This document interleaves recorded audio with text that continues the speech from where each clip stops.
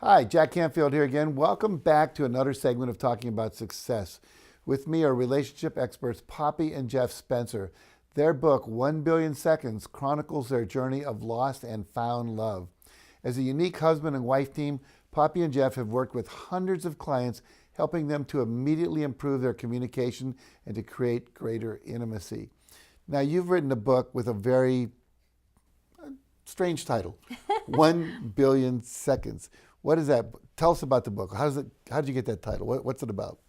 Well, 1 billion seconds is actually 32 years. 32 And years. it chronicles the time that Geoff and I were separated from being 21-year-old college sweethearts.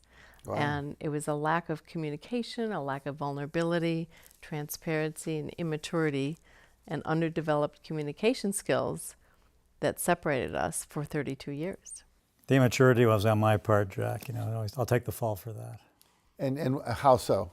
Well, being a guy, one of the things, I never even thought about a future. I never planned a future. I just was living in the moment, having a good time, and Poppy was expecting me to say something more about a future. And you didn't. I didn't. So we made assumptions, and today we help people not to make the same mistakes we made. Very good, very good, very good. So now you've written a book about it. Mm-hmm. I know you're doing seminars, you do workshops, you consult with couples, and you must have learned something from that long 32-year hiatus and then coming together and creating the relationship you have. And I've known you now for a few days, and everyone I know says they're so adorable. So obviously you have this incredible relationship that radiantly exudes just from the two of you. What have you learned that we can share with our listeners or our viewers that can help them with their relationships? I'd say we learned how to communicate. One of the things that the failure of all those years ago, we didn't communicate properly. We didn't share what we were really thinking, what we really wanted, and didn't plan anything. So we've learned to communicate, and we make sure we address anything that comes up that's any kind of an issue or any kind of a problem. We immediately address it and don't let it grow into something more and get us right back to being madly and happily in love. And there's a one word that goes with that, and that's being vulnerable. In fact, in our book, we have a common phrase or mantra that's repeated: with complete vulnerability comes absolute empowerment. Now, most people are afraid to be vulnerable. Mm-hmm. Exactly. Especially guys. Yeah, I think that's true, especially we have, according to research, we have fewer connectors between the feeling center and the articulation center. Yes. Mm-hmm. So talking about our feelings is a little more challenging. 925 neurons. 925 neurons? Less. Than women. Yes. That's a lot of neurons. Yeah. We got shortchanged, Jack.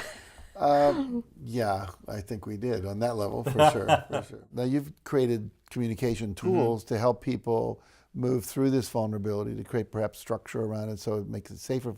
Can you share some of that with us? Sure.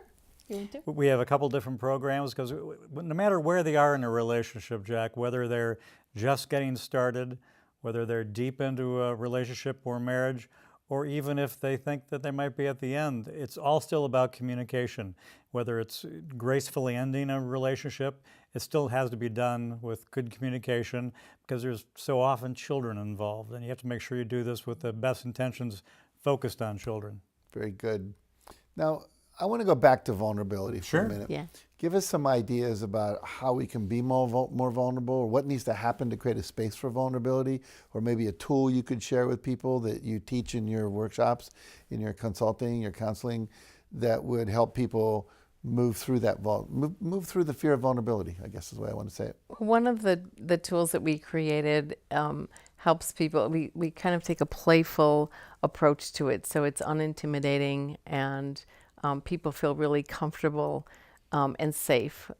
We don't, as coaches and professionals, we don't give judgment, and people feel pretty safe to explore that.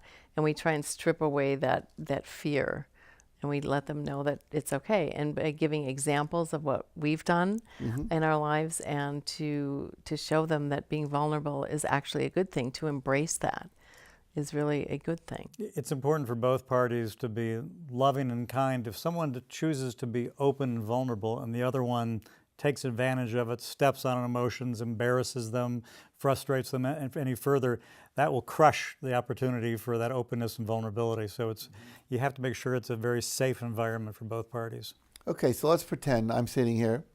We'll pretend the camera is my wife out there. Okay. All right. We're now sitting down in front of you. What do we do? So, Guide us. well, we would tell you what brought you here. You know, why are you here? That would be the first thing that we would ask. So give us something why you were I'm here. just feeling more distant from my wife than I normally do. Okay. And so we would probably explore your body language, your micro expressions, the facial expressions to make sure that, and certainly get her input. Is one of you shut down and the other one isn't? I mean, Is one not sharing? Is there something that you feel is that you'd like to talk about that you're not? There's usually something that a communication is broken down about something. And so you simply want to open up what that is, what is preventing you from being open about it, what is to touch on those uncomfortable topics we've touched on the past couple days. So I might say more like, I read this book called The 5 Love Languages, and my love language is nurturing touch. Okay. And I don't feel like she touches me enough. Right. And so what would her love language be, for instance? Quality time. Okay, quality time. So then the communication has to come for both of you to come together and honor each other's love language and respect that, obviously, right? We happen to have the same love language. I know it's like ridiculous, but we do. So in sync, it's scary. Acts of service. So he's off the hook. He doesn't have to bring me flowers or cards or anything else. But It's I'm great. really good at laundry, though. So it's acts of service. Is that putting it in or folding it later? All the Both. above? He does All the above. he Okay, does good. everything. He's great. So, but for you and your wife, hypothetically, I would say that you would take turns. Maybe you would compromise. You would say what specifically. Maybe you don't know what kind of specific time you would give to her. You know what things, and have her, eke out and pull out to kind of extract what she needs, and then you'd have to follow up on that. There's always accountability and follow through, as you well know from all your life's work. So you'd make it safe for us to talk about an issue. We then maybe get some advice, or we'd come up with some solutions. Yes. Figure out how to hold ourselves accountable to that. Right. Very good. Always. Good. I'm going to go talk to her right now. No. No, it was hypothetical, mostly. So I love you guys, and I just would love to talk to you forever here. We don't have all night, unfortunately, to do that. But what advice would you give? If you could here's all these people out there watching. They look and they go, God, they really look like they're really in love and they're having a great relationship. I want more of that. What's one thing you could say to them that would be helpful? What's a tip you could give them? I would say always share what you're feeling. It's most important, most critical. People get in trouble because they don't share and they don't say what's really on their mind. And if you don't bring those things up, you're sure to get in trouble if you don't. People often say, I don't want to talk about it because it might be uncomfortable. And well, it's just going to become more uncomfortable and become worse. You have to always address any issue. And even if the addressing it means that you might be ending a relationship, if that's where it has to go, then that's where it has to go. You always have to address it. Just hiding and not discussing it will never get you anywhere. And one of the things that I did when in working in sales and marketing a long time ago is having the courage, is taking courage to address those fears. And we always suggest to clients, like, what if you started the conversation with putting your worst fear out there? I'm afraid that when I express what I'm feeling, that you're going to shut down or walk away or get angry or whatever. And how can I say these words that might not come out right and still have this be an okay conversation?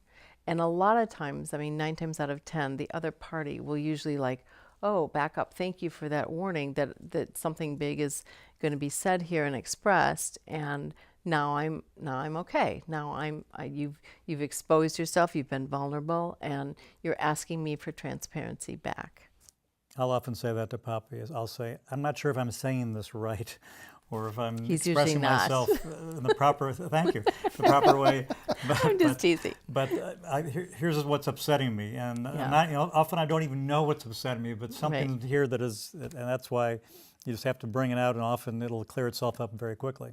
give me the space to maybe not say it correctly, but let's at least Yes, let's try. Right. lean into you just, it. You Right. just, and you ask that person support. It's a win-win because you ask them for support. You're exposing yourself. You're vulnerable. The ego is out. The heart is in, and you're asking them to receive your request, basically to have an open, honest, transparent conversation. Yeah.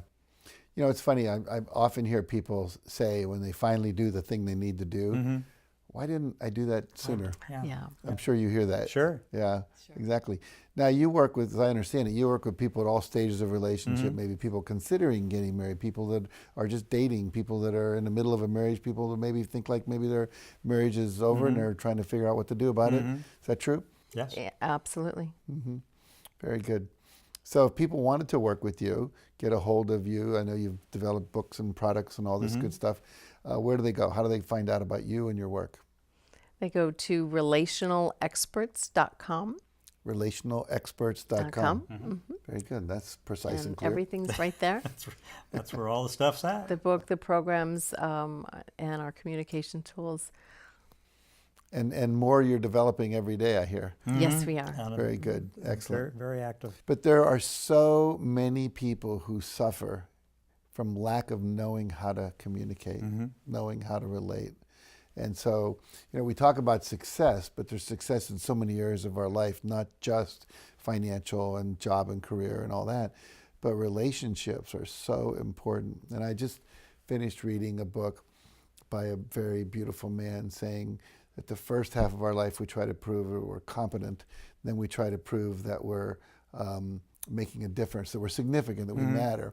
But the last part of our life, we realize it was always about relationships.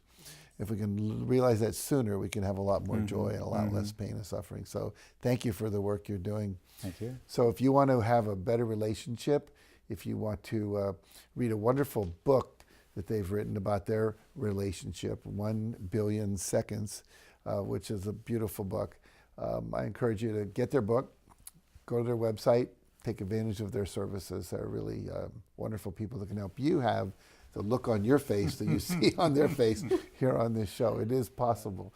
All right, well, thank you very much for joining me today. I appreciate it. And Thank you, Jack. It was great. thank you you, very Jack. much. You all stick around. We're going to be right back after this commercial break.